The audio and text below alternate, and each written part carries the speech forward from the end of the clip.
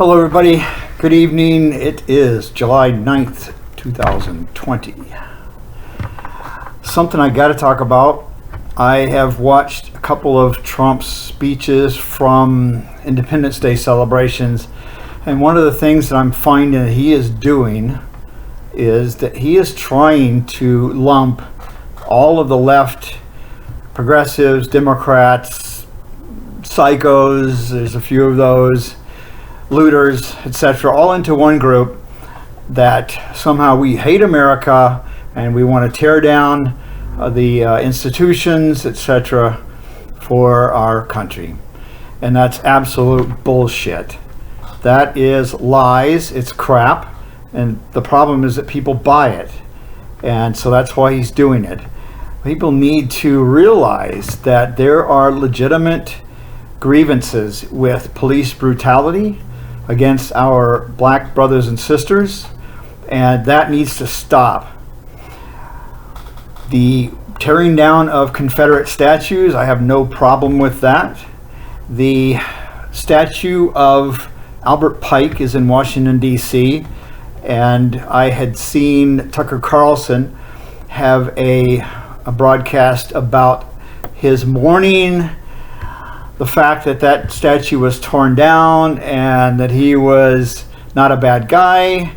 He just happened to be a general in the Confederacy, and oh, woe is me, what's happening to our country. That is, once again, propaganda bullshit, because Albert Pike, after the Civil War, ran the Ku Klux Klan. He didn't bother to mention about that, which he should have. And I'm wondering if maybe whoever his fact checkers are, or whoever's doing the research, didn't figure that out, or they just didn't want to talk about it. I don't know what his motivation was, but that is ridiculous. That statue needs to be torn down. We do not need to memorialize someone that was running the KKK. Okay? Now, I do have a problem with the defacing and the attempts to tear down the statues of Washington and Lincoln and some of our founding fathers. Now, I understand that when this country was founded, our founders had to make certain compromises. The enemy at the time was the British royal family, and what was called the East India Company, which basically ran England, ran the empire, for the profits, to bring in profits to the rich and powerful oligarchs in that country. You've got situations where in China, for instance, we had the Opium Wars. The British East India Company was bringing opium into China, essentially getting the population hooked on it. They were giving it away for free in the beginning, and then once people were getting hooked on it, they started selling it. And one of the, I can't remember exactly who it was, but one of the important so-called person in England said that opium was the ultimate free trade product because it didn't cost hardly anything to make, and they could sell it for whatever they wanted because population had to have it. That sucks. That is really a crappy way to think. It is evil. That kind of thing is still going on today. There is opium, heroin coming out of Afghanistan. That is one of the reasons why we are still there. You have a huge amount of raw materials, minerals, heavy metals, different things that we need for production, but there's also opium that's being grown there. And the warlords that were growing it, we cut a deal. The military cut a deal with the warlords to help us fight the Taliban by saying, look, you guys can grow whatever you want, just help us take out the Taliban. Well, the Taliban had nearly eradicated the opium plants, the poppy plants.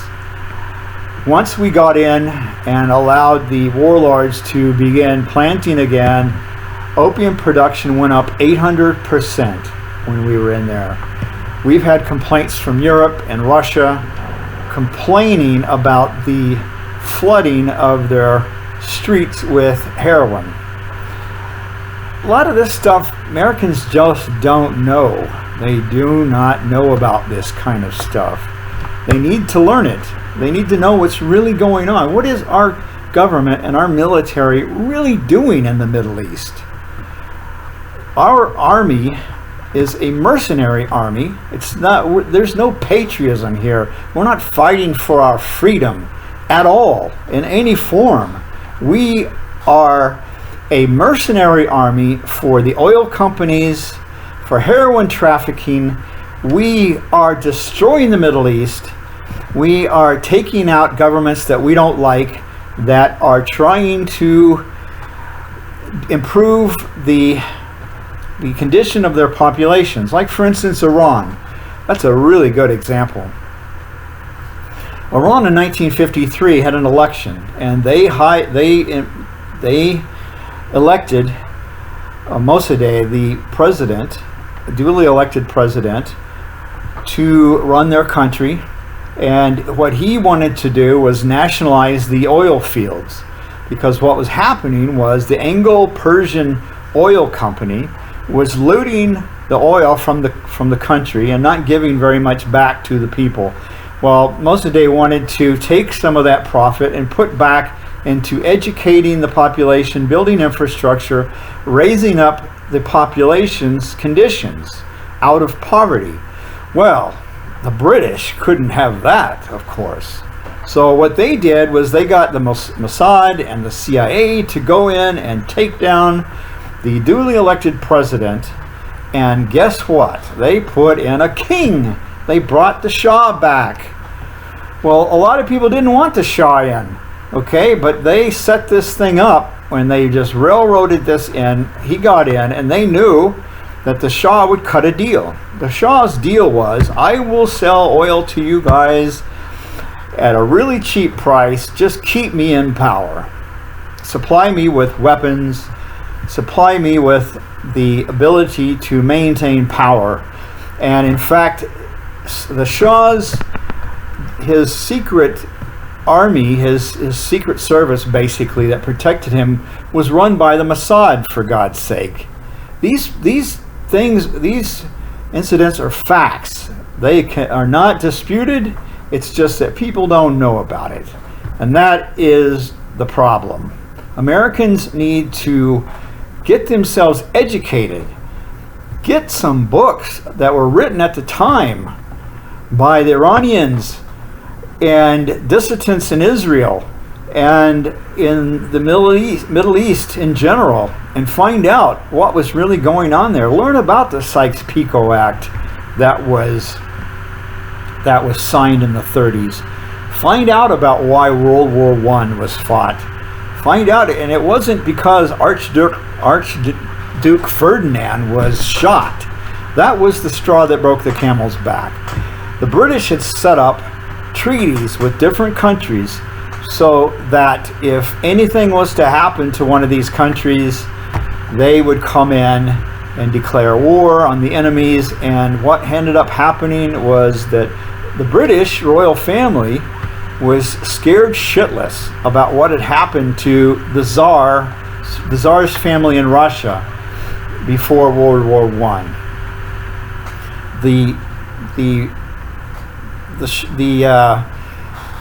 Tsar's family was related to the British royal family, related to the Dutch royal family, related to the German Habsburgs. I mean, you name it. All of these families were interbred. All of these families were marrying each other to try and keep their power in the different countries. And they were scared shitless because the Russians and the Germans were beginning to have socialist labor movements. They were studying Marx, and if anybody's scared of Marxism, they need to get their ass kicked, because Marx, all he did was identify the problems with capitalism.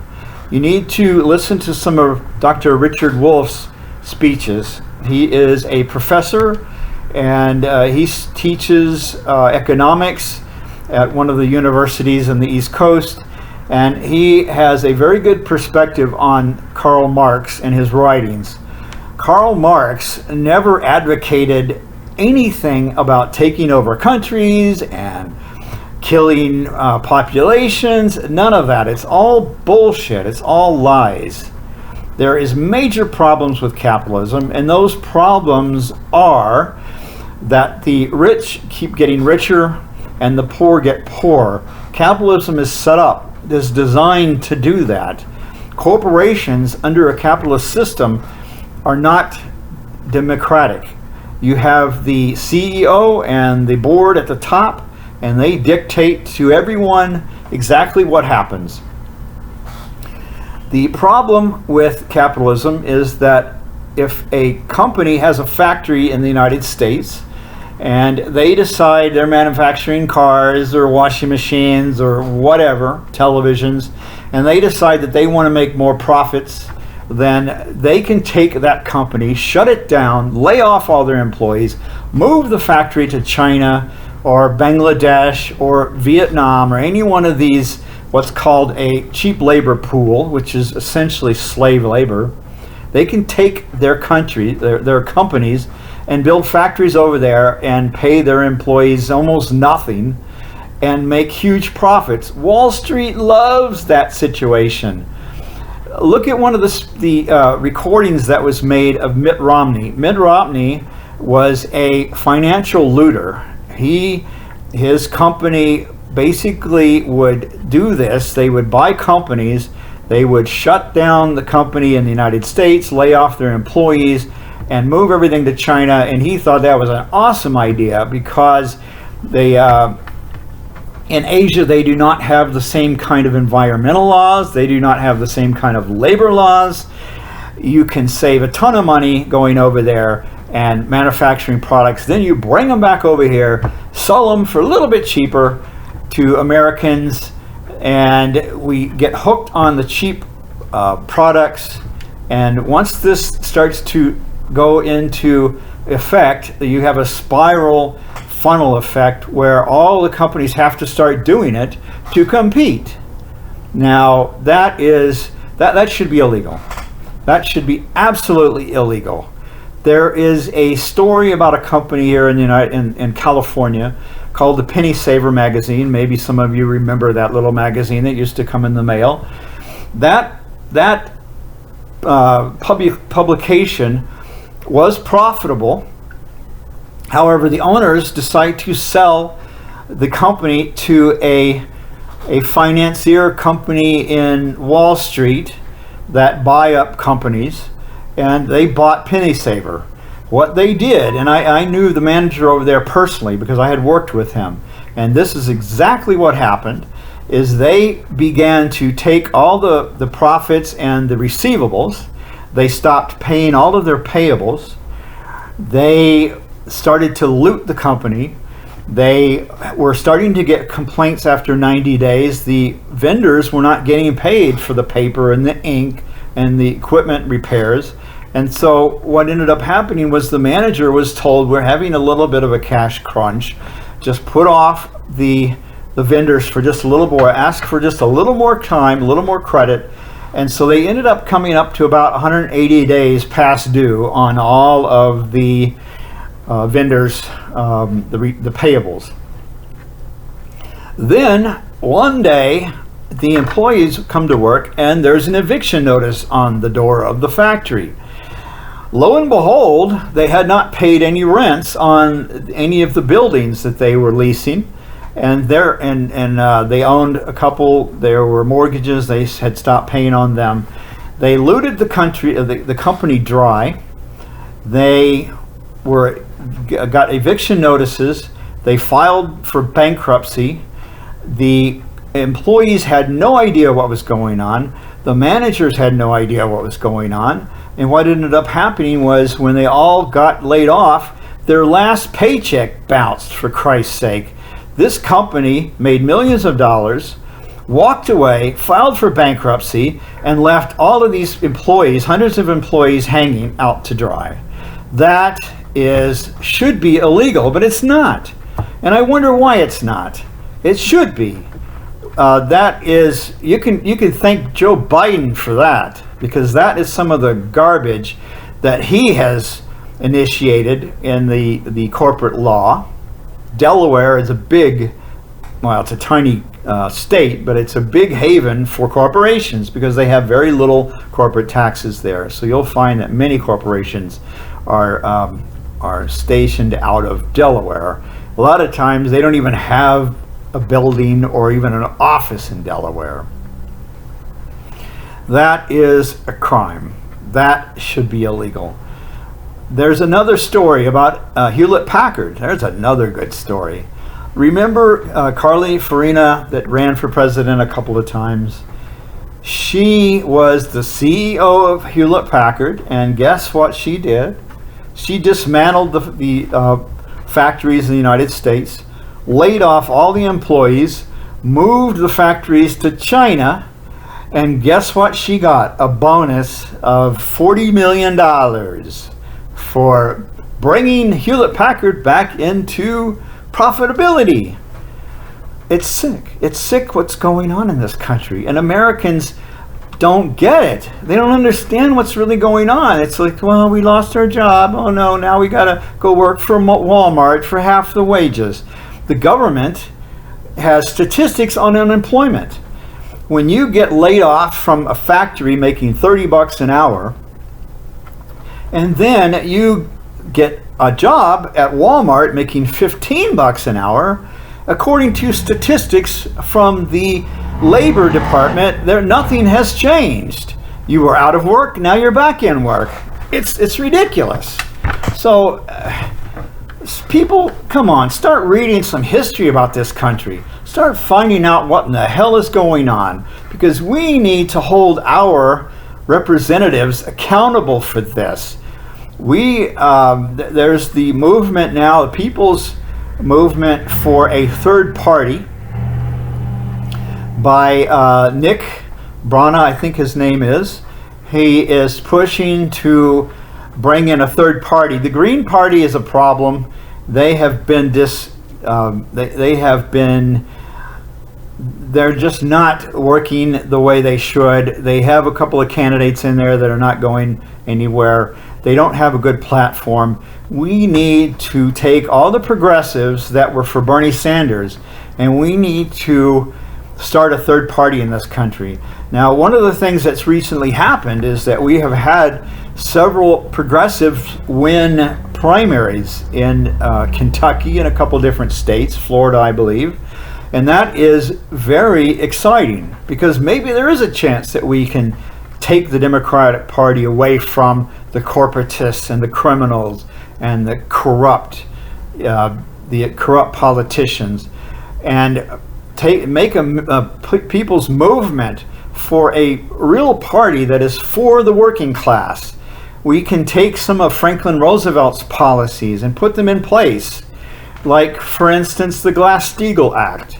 The Glass-Steagall Act was one of the very first things that, one of the very first policies that was put into place by Franklin Delano Roosevelt in the early 30s, right after he was elected, to separate the banking system, separate the business banks from what was called the financial houses, the gamblers, the banks that invested in crazy things to make big profits for their CEOs and their stock boards. The Glass-Steagall Act was dismantled and was done by President Clinton in 1999, and it took 9 years for the banks to destroy our economy. 9 years. They knew exactly what they were doing when they had the Glass-Steagall Act repealed. The Glass-Steagall Act helped to protect the business loans and the home loans and the legitimate economy. They separated them from the gamblers, so that the same thing wouldn't happen again. That's actually what happened that caused the Great Depression, is that these financial houses were gambling with the business loans and the home loans. Well, look at what happened. They did exactly the same thing once again. And how many people went to jail over that?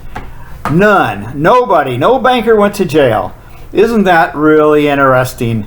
Obama, you can thank Obama for that, because Eric Holder, the Attorney General at the time, decided not to go after any of the bankers because it would cause problems with the economy. God, it's like, what the fuck is going on with this country? Everybody loves Obama, but he took George Bush's wars and made them worse. He and Hillary Clinton went into Libya and literally destroyed that country. They dismantled it. Now you have slave labor markets where they are selling slaves in Libya. That country was taken over by Al Qaeda. People don't get that? They don't know that? It's easy to find. That information is very easy to find. So what we need to do is take the reins of this country, take it back from the oligarchy, and beware of what Trump is doing, because he's trying to lump all of the left into one group called terrorists. Oh my God, aren't these people horrible? They hate their country. They want to dismantle everything. Oh my God. Omar and AOC and the squad, they hate their country. Give me a freaking break. I love my country, but I hate what the government is doing. I hate what our military is doing. It's evil. It needs to be stopped, and we need to do something about it. So we need to get progressives to start running for office. We need to support progressives. We need to try and take the Democratic Party back from the oligarchs, make it a working class party again, or we're just going to go down the toilet. The Black Lives Matter movement has been crucial in identifying the police brutality in this country, but they haven't gone far enough. We need to look at the economic disparity between the poor and the rich. The billionaires are raking in huge amount of profits, and our wages have not gone up since the early 80s, since Reagan got in office. Our labor rates have not gone up since that time, and has not kept up with inflation. And finally, I would like to say that we are pushing for a $15 minimum wage. That has to be countrywide.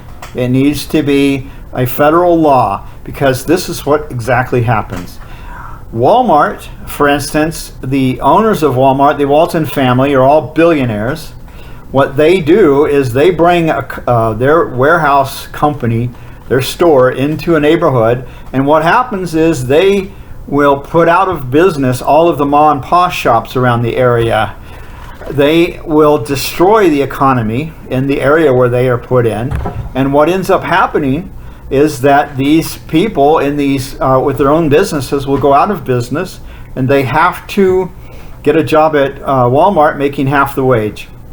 What ends up happening when people make $7, $8, $10 an hour is they cannot survive on that in this economy. They will be on welfare and food stamps. So essentially what's happening is our state and federal government is subsidizing the billionaires, because they are taking advantage of the situation, and we need to end that. We can wipe out our welfare and food stamp programs if we force companies to pay a living wage. That's what needs to be done. Anybody that thinks that's a bad idea is an idiot. They need to look at reality and figure out, how are we going to push this through? You need to clamor and demand that our politicians start doing something about these issues. We need a wealth tax in this country. I personally think that billionaires shouldn't even exist. I would take anything over $999 million, anything above that would be taxed at 100%.